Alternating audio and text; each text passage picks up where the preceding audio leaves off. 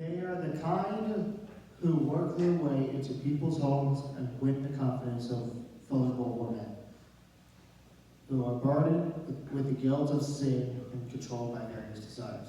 Such women are forever following new teachings. They are never able to understand the truth. My turn. These teachers oppose the truth, just as Janus and Jambres opposed Moses. They have depraved minds and a counterfeit faith, but they won't get away with this for long. Someday everyone will recognize what fools they are, just as with Janus and Jambres. All right. James? You got Second Timothy Jambres. 3, Jambres.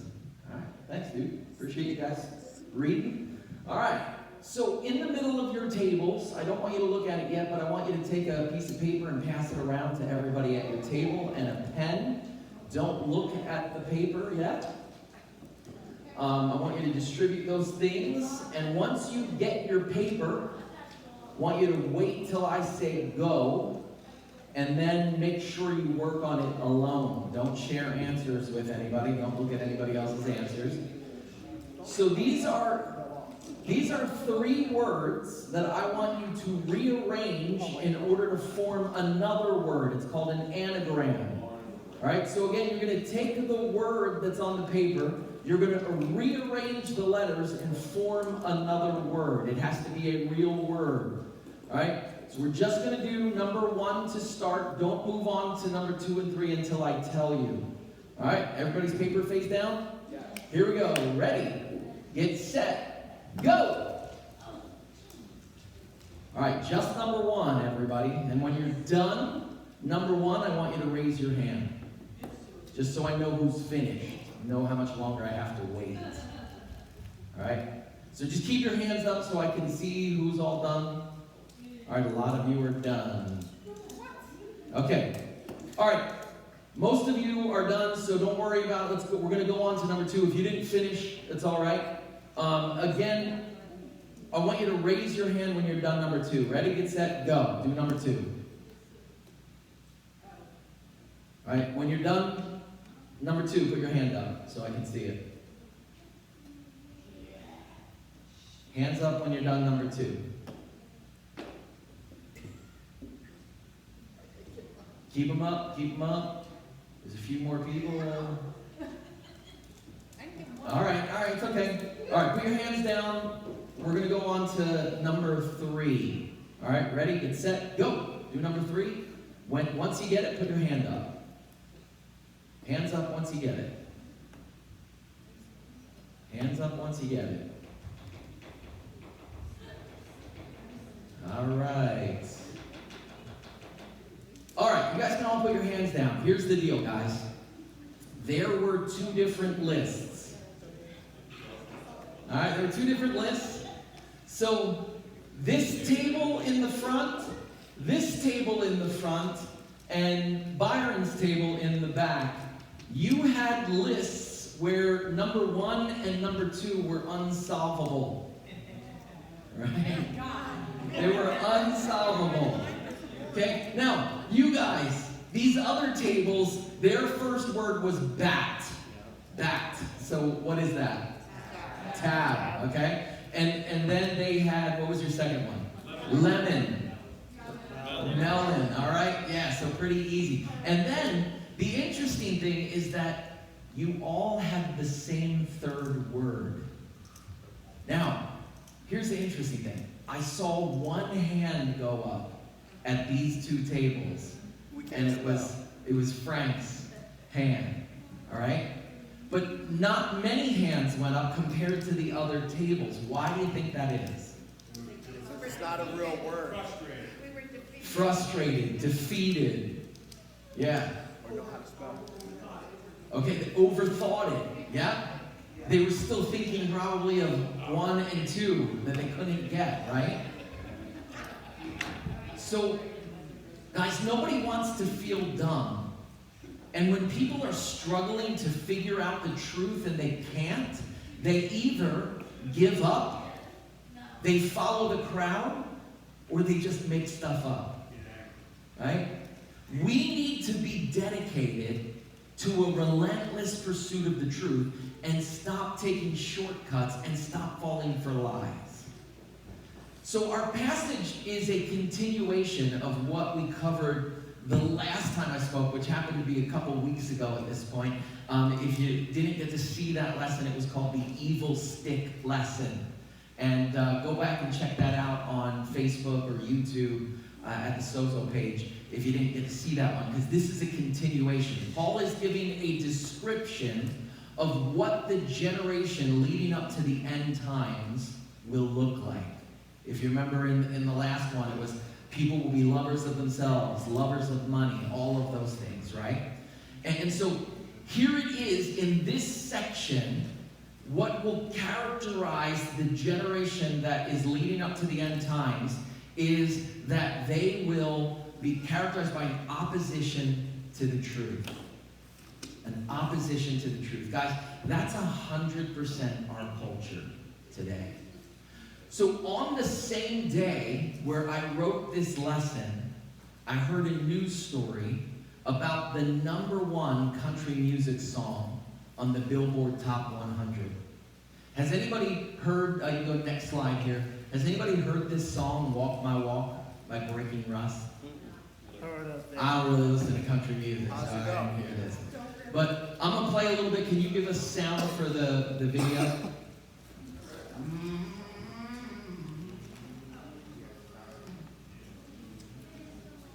Been beat down, but I don't stay low. Got mud on my jeans, still ready to go. Every scar's a story that I survived. I've been through hell, but I'm still alive. They say slow down, boy, don't go too fast. But I ain't never been one to live in the past. I keep moving forward, never looking back, with a worn out hat and a 6-string string. You can kick rocks if you don't like how I talk. I'm gonna keep on talking and walk my walk. Ain't changing my tone, ain't changing my song. I was born this way, been alive too long. You can hate my style, you can roll your eyes, but I ain't slowing down. I was born to rise, so kick them rocks if you don't like how I talk. I'm gonna keep on talking and walking my walk. Hey. So guys, that song was written and performed by AI. Written and performed by AI. It's completely fake. That's #1. It's the #1 song in the country music charts. And the song is a lie. Because there's no mud on his jeans. There's no scars. There's no worn out hat. He wasn't born. He can't walk. In fact, he's not even a he. The title of the song is Walk the Walk, meaning that your actions should match your words. But the whole song is a lie, and people are eating it up because the lyrics are catchy and the AI voice simulation is engaging, right? But doesn't it matter that none of it is true? Nope. Does that not matter? Guys, listen to this.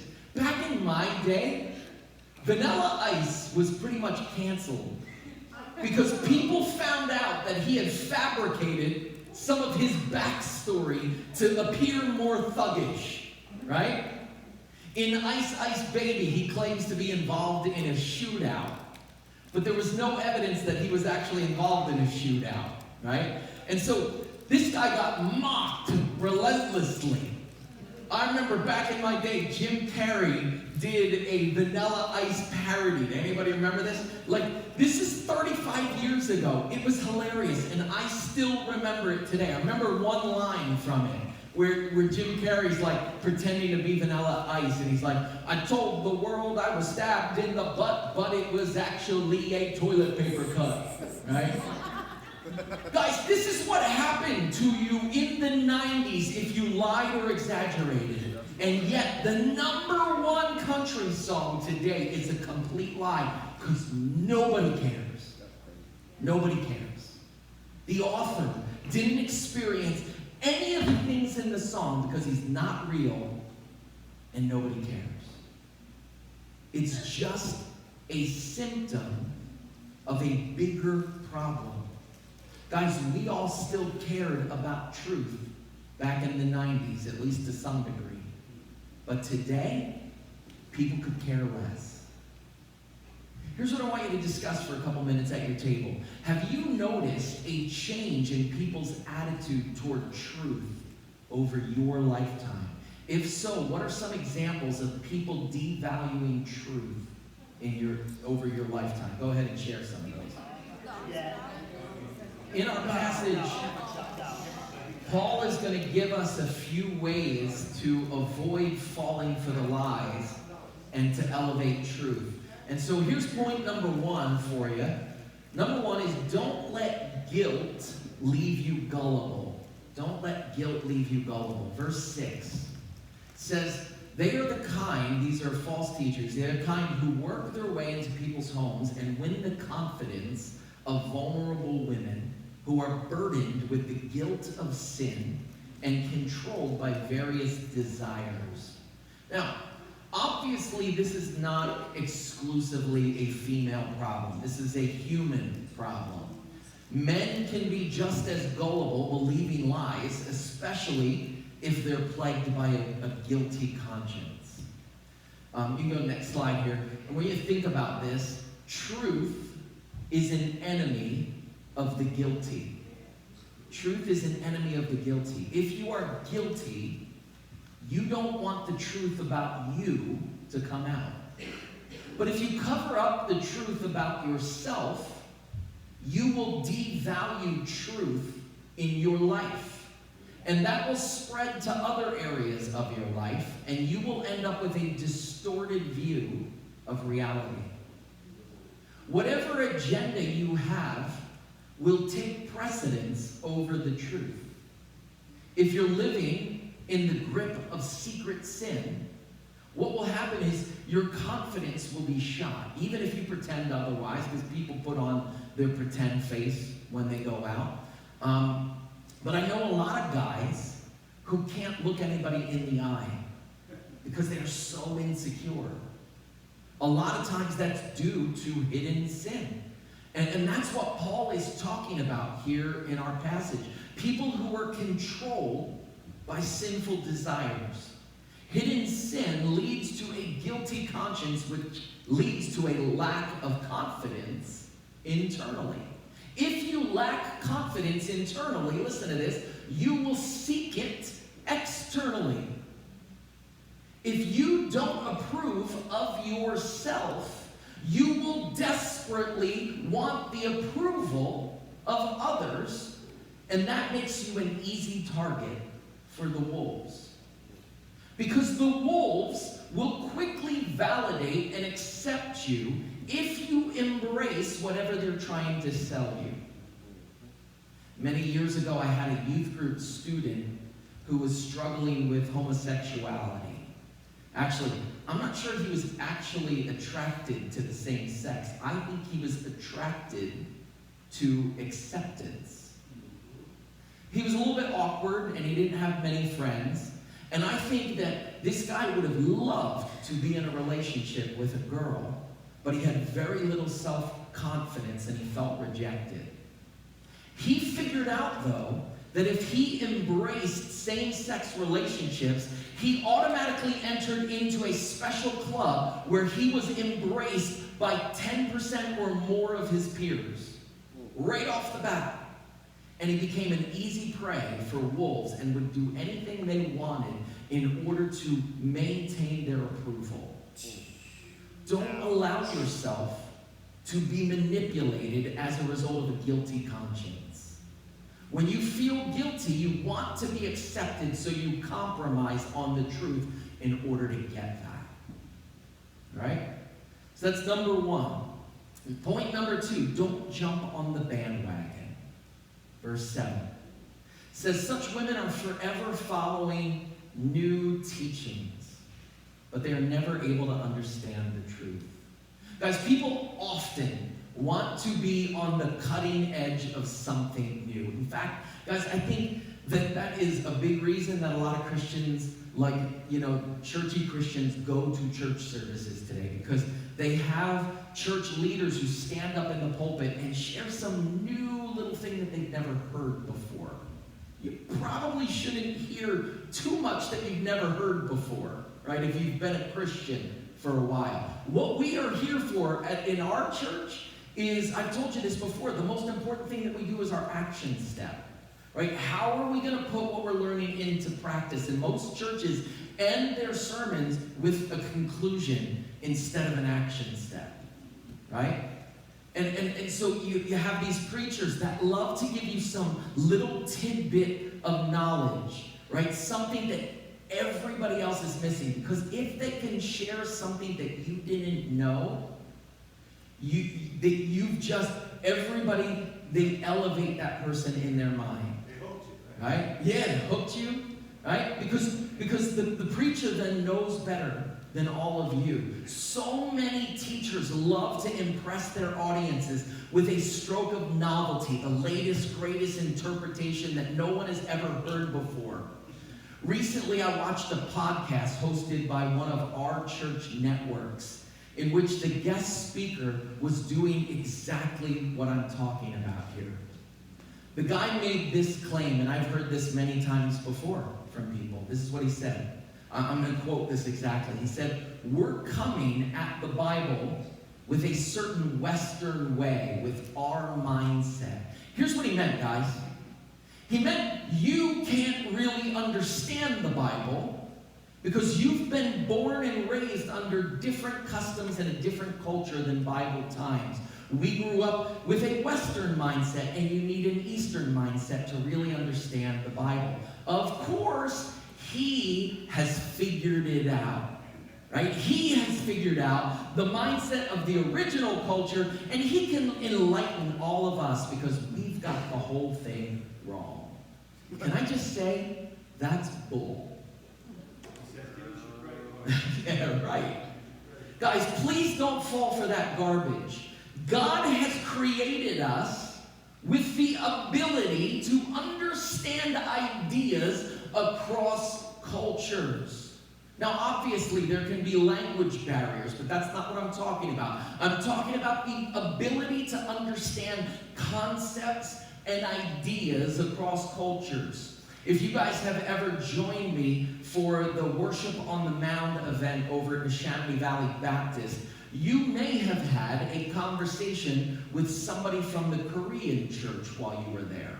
Most of the people that are part of that church immigrated from Korea to the United States as adults. And here's the question: could you understand the concepts and ideas that they expressed in your conversation? Or when the pastor of the Korean church shared his sermon, could you understand the concepts and ideas that were shared through the interpreter? Yeah. Of course you could.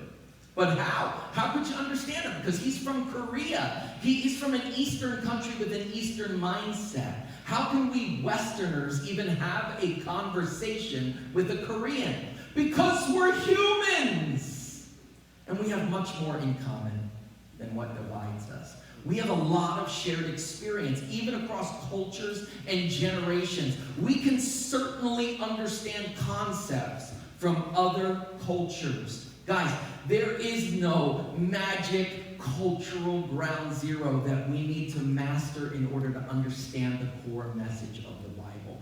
That is just a trick that false teachers use to convince you that what you are plainly reading in the Word of God doesn't actually mean what it says.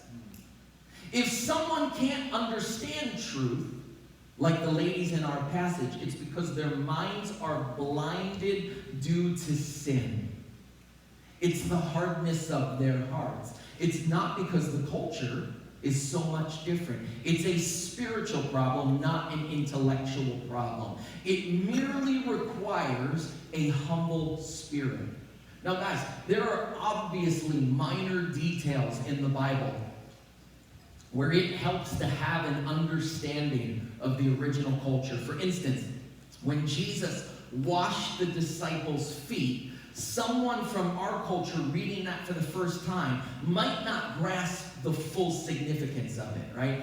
They might not know that they wore sandals back in their day, that their feet were disgusting, that it was a task reserved for the lowliest of slaves, right? Well, that adds a little deeper meaning to this humbling act of service by Jesus. But it doesn't change it so much that the casual reader couldn't understand it before learning that point. Does that make sense? Yes. Guys, here's the point. The gospel is simple enough that a child can understand it. Harmony does not need to take a seminary class on Near Eastern cultural distinctives before she can understand John 3:16. The guy in the podcast that I was listening to said crazy things like substitutionary atonement is blasphemy. You can see the definition, right? That's the gospel. And nobody challenged him on it. Nobody said a word. Everyone just went right along with it. So later on in the podcast, somebody asked the speaker a question and asked the speaker how he would explain the gospel to an unbeliever. I want to quote exactly. I listened to it, wrote it all down because I want to be exact. This is what he said. He said, Jesus is in you. Ask Jesus, did you bring your Father and the Holy Spirit with you? And I was like, what in the world are you talking about? I felt like the principal at the end of Billy Madison who said this. Put on that sound. What you just said is one of the most insanely idiotic things I have ever heard. At no point in your rambling, incoherent response were you even close to anything that could be considered a rational thought. Everyone in this room is now dumber for having listened to it. I award you no points, and may God have mercy on your soul. That's what I wanted to say! Because that's not the gospel! That's not even close! The gospel is summarized in Romans 10. It says, if you confess with your mouth that Jesus is Lord and believe in your heart that God raised him from the dead, you will be saved. It's not he's already in you and you're saved. You just got to realize it, right? But people love to hear something new. And they quickly jump on the bandwagon. Guys, if it's new, it ain't true. If it's true, it ain't new. I don't say that. That's what Paul said, basically. Galatians 1:8. Paul said, if anyone were to preach a gospel contrary to what we shared, let them be cursed. Guys, the gospel is taught plainly and clearly in the Bible. So don't listen to people who tell you that it's not plain and clear and you need a master's degree in order to understand it. So here's my second question for you to answer at your tables. Jerome was an early church father who translated the Bible into the common language of the people. He said the scriptures are shallow enough for a babe to come and drink without fear of drowning, and deep enough for theologians to swim in without ever reaching the bottom. What did he mean by that? And do you agree? Go ahead and share your thoughts. So if you want to avoid being deceived and falling for the lies, the first one is there, don't let guilt leave you gullible. The second one was don't jump on the bandwagon. Number 3 is don't go off the deep end. Verse 8 in our passage says, these teachers opposed the truth just as Jannes and Jambres opposed Moses. They have depraved minds and a counterfeit faith. Anybody remember or know who Jannes and Jambres are? Anybody have a guess? Taylor, who do you think it is? There's the 2 magicians of Pharaoh that had the snakes that they threw out with their sorcery. Yes. So these guys, their names are not written in the Bible anywhere else besides here, so you might not know them by name, but these are the magicians that Moses went up against when he was bringing the people out of Egypt. Moses turned the staff into the snake, and the magicians did the same thing. So the magicians in Pharaoh's court. When Moses showed Pharaoh 3 signs, So it's the staff that turned into a snake, the water into blood, and the frogs. These magicians were able to duplicate those signs through their demonic incantations. Now, they couldn't duplicate the other 8 plagues, so their power was definitely limited. But they were demonic sorcerers, and Paul warned that there's going to be an increase in those types of people in the last days. They were trying to replicate the plagues to convince Pharaoh that they were as powerful as God, so they could fight back against Israel's God. Well, that's insane, right? And it is insane, because that's what happens. You go off the deep end. Because all these guys could do, think about it, was turn more water into more blood and make more frogs come onto the land. Why wouldn't you, if you had power, why wouldn't you stop the blood or stop the frogs? You wouldn't want more, right? It just shows these guys were out of their minds because they opposed the truth. I don't think there could be a better description of the times that we're living in today. In fact, guys, that is the name given to this entire generation. We live in a postmodern culture, which basically postmodern means that there is no truth. You make your own truth, right? I want you to think about it. Is there anything that you trust these days? Guys, some of my lessons take extra long to write because I have to verify everything that I talk about with multiple sources because I don't even trust my own side anymore. Politicians are constantly lying to us. We have a Supreme Court justice that can't even define the word woman because truth has been thrown to the ground. Who do you trust? Just make sure that you don't oppose the truth. Because opposition to the truth, it will mess you up. Check this out, because this is crazy, guys. Recently, researchers from the University of Texas at Austin, Texas A&M, and Purdue University did a study on AI. Listen to this. This is really interesting. They fed a large language model AI a continuous diet of low quality, high engagement social media content. Basically, what they did was they made AI doom scroll social media, a constant stream of lies and misinformation. What they found was the AI experienced a significant decline in cognitive ability. The researchers compared it to human brain rot. Listen to these statistics. The AI experienced a decrease in its ability to reason by a factor of 23%. It resulted in a 30% decline in its long-term memory comprehension. They claim that AI even experienced negative personality changes, developing dark personality traits. It became narcissistic, psychopathic, less agreeable, and more prone to produce ethically risky outputs. The AI became less reliable, but more confident in its incorrect answers. Isn't that amazing?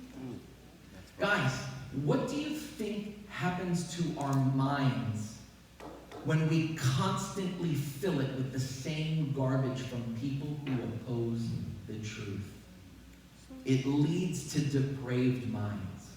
Now, I don't want to be a hypocrite here while teaching this. So I want to confess that while I am preaching this to all of you, I'm preaching it to myself. I spend too much time scrolling through that stuff myself. And I need to spend more time watching and listening to people who embrace the truth instead of who oppose it. All right, here's point number 4. Don't fake it till you make it. Don't fake it till you make it. Verse 9. But they won't get away with this for long. Someday, everyone will recognize what fools they are. If you're living a double life, you're going to be exposed. There's an easy way and there's a hard way. If you expose it, if you drag it into the light, then Jesus will remove your guilt and shame and elevate you to a place of honor in his kingdom. And oftentimes, to a place of honor in this world. If not, definitely later. But if he's forced to drag you into the light because you won't, that's going to be much harder. One day, all the self-proclaimed brilliant people who oppose God's truth will be exposed as fools. Let's make sure that we are people who are dedicated to the truth, even when it's embarrassing. In fact, I think that when we are willing to share embarrassing truth about ourselves, people will be intrigued. Because they don't see that in the world. Nobody does that.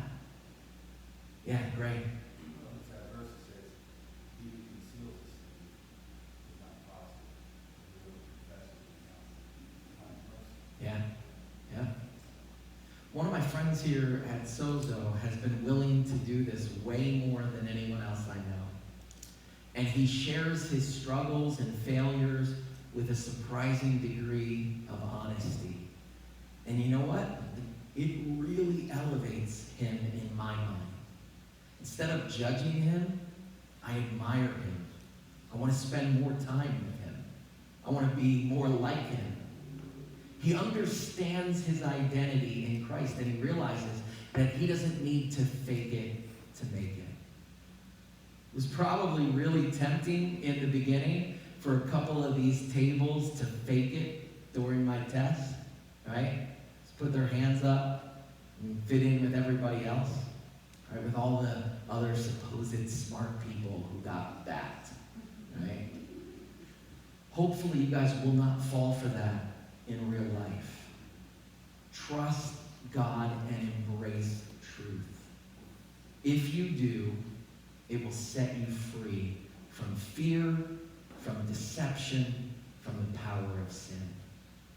Here's what I want to do to end today. If you're struggling with sin and you need to drag it into the light, don't wait. All right? What I'm going to ask is, I'm going to ask people who I talked to in advance, Theo and Lauren and JR and Michelle, I want you guys to just spread out across the front here. And if you want to come and have somebody listen and pray over you, I want you to come forward and just pray with some of these guys while we sing a closing song. Right? No judgment here. You are just going to find love and acceptance.